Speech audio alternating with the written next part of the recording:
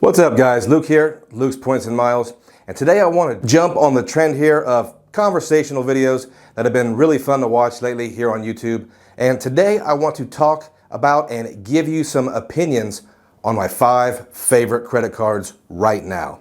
Now this list for sure changes quite a bit, and it's supposed to, depending on the mission, but I think it's an interesting topic, and if you would please post in the comment section, what are your favorite cards right now? We're not talking about the best, the most cost-effective, or even the prettiest.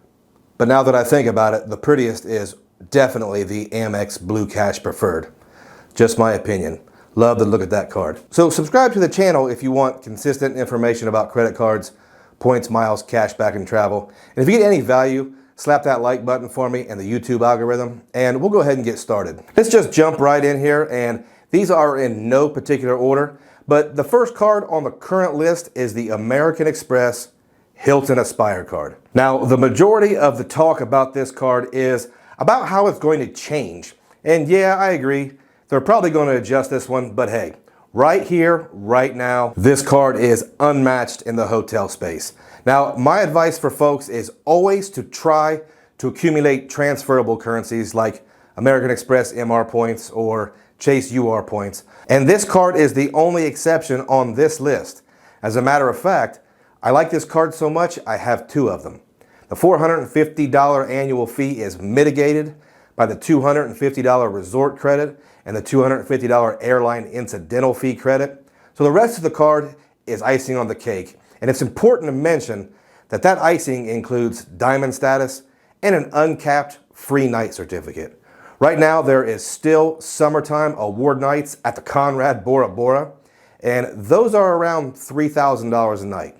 So value that free night how you want, but it makes this card very valuable in my opinion.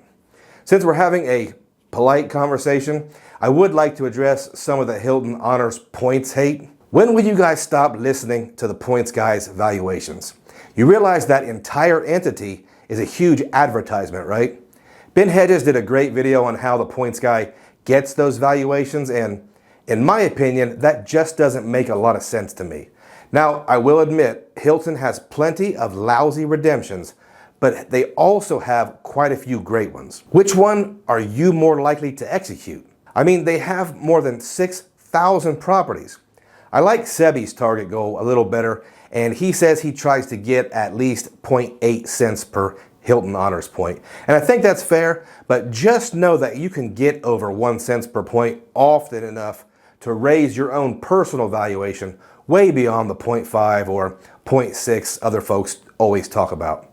I have over 1 million Hilton Honors points right now, and I'm willing to bet I will get close to $10,000 worth of Hilton stays out of them because I try to book in a way to get that 5th night free. Guys, I could talk about Hilton and the Aspire card all day, so let's move on. The second card on my list is a business card, and it's the Chase Business Inc. Preferred.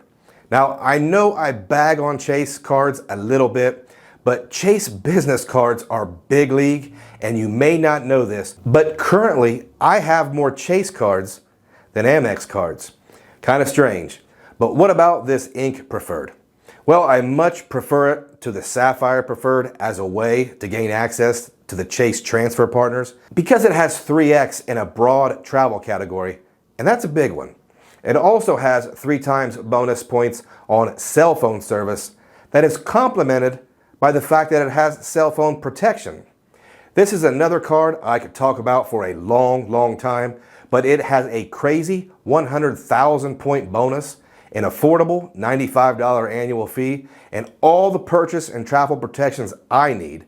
Again, I like this one over the Sapphire Preferred because although they are similar, this one for me will actually get used. Guys, if you are interested in any of the cards I talk about today, or any cards for that matter, check out my new super cool card link in the description below.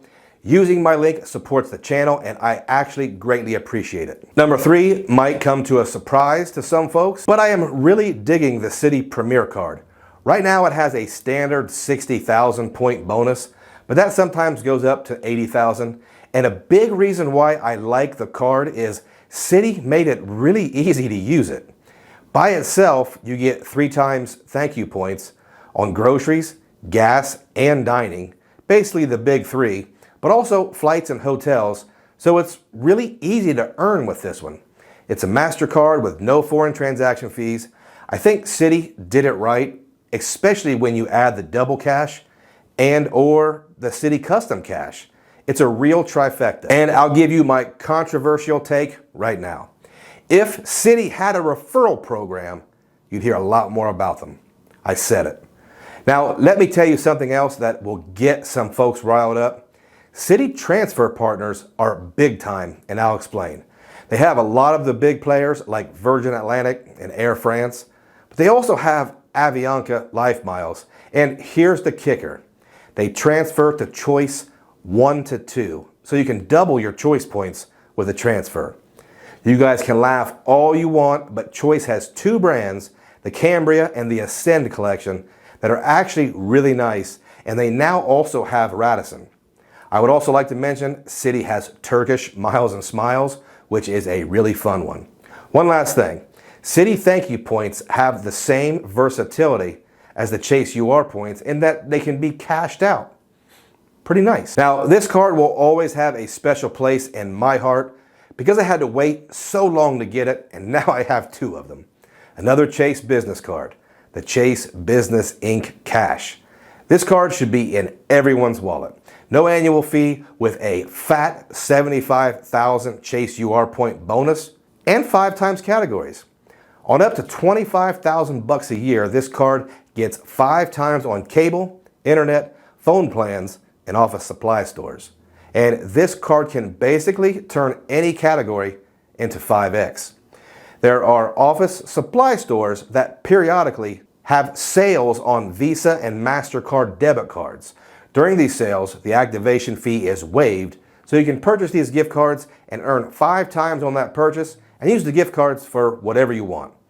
I have used them to pay property taxes and my insurance. Pretty easy to do, and it can be very lucrative.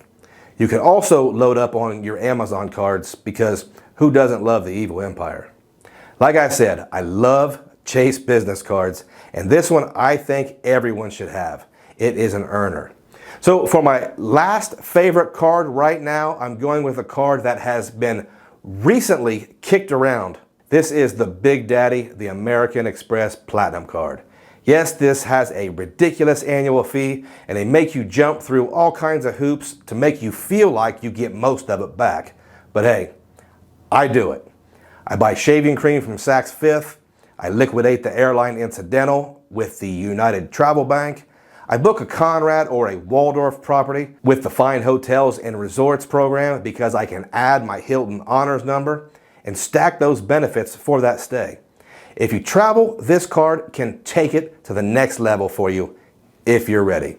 I'm at the age where I'm not really interested in sitting in the bullpen with Adam's kids running around coughing and the boomer yelling into a speakerphone.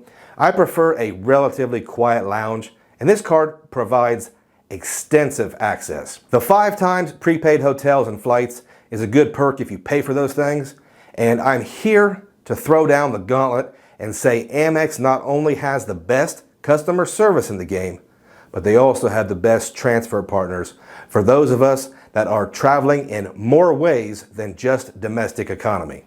If you fly to grandma's house in Wisconsin once a year, then yeah, you don't need a platinum card. And maybe I don't either, but I refuse to live like you people that don't have a platinum card.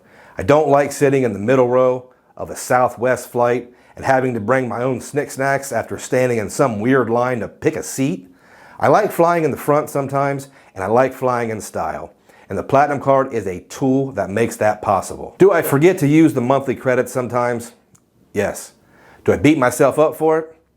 Well, also yes. But I get enough value from this card, and when something happens like a long layover or a delay, I go to a lounge while the commoners go buy a $13 bottle of water and sit with the scrubs. And I'll end it with, I like both the personal and the business platinum. I think they both have their place, and the 35% airline bonus on the business version is a neat way to use your points. Okay guys, I hope you enjoyed the little chat. Again, if you are interested in any card, check out my card link in the description below. And comment below, which cards are you really liking at the moment? As always, if you've stayed around all the way to the end, I thank you and I appreciate every single one of you.